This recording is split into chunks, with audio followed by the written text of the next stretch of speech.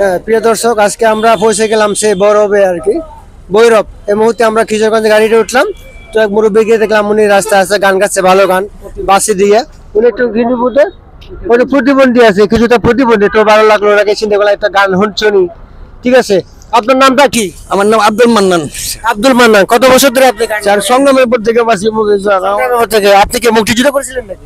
আমি দৌড়ছি স্যার, যুদ্ধ চালার পরে আমি খুব কষ্ট করছি, আমার মা হারাইছি, বাবা হারাইছি, এই দুঃখে আমি শিল্পী হয়েছি। তখন ওনাকে আমি পেটের বুয়ে ঘুরি, পরে এই বড় বড় অফিসার আমার দুলে দুলে খাওয়া আমার রাখতো, আর অফিসার আমার লগে লগে আচ্ছা, ঠিক আছে, মনটা একটু শান্ত করেন বাবা। আসলে করার কিছু না, জীবনের প্রতি মানুষের দুঃখ বেদনা সবারই আছে, দুঃখ আছে, আঘাত আছে, বেদনা আছে। না কিন্তু স্যার, জীবনটা চালিয়ে যেতে হবে, করার কিছু না। দুঃখ স্যার, আঘাত করে লাভ নাই।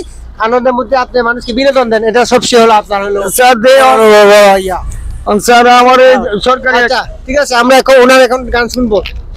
দেখি একটা গান শুনবো। আসসালামু আলাইকুম।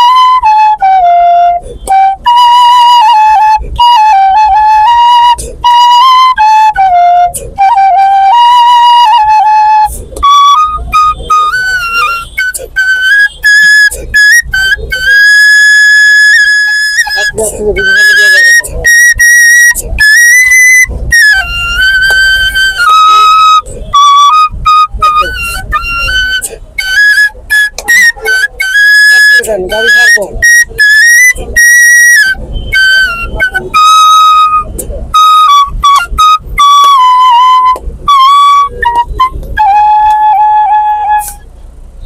আরেকটা আছে অনেক ভালোবেসে। আচ্ছা এক দোকান, ঠিক আছে, আপনি অনেক অনেক ধন্যবাদ। তো প্রিয় দর্শক, কেমন লাগলো আপনার জানাবেন।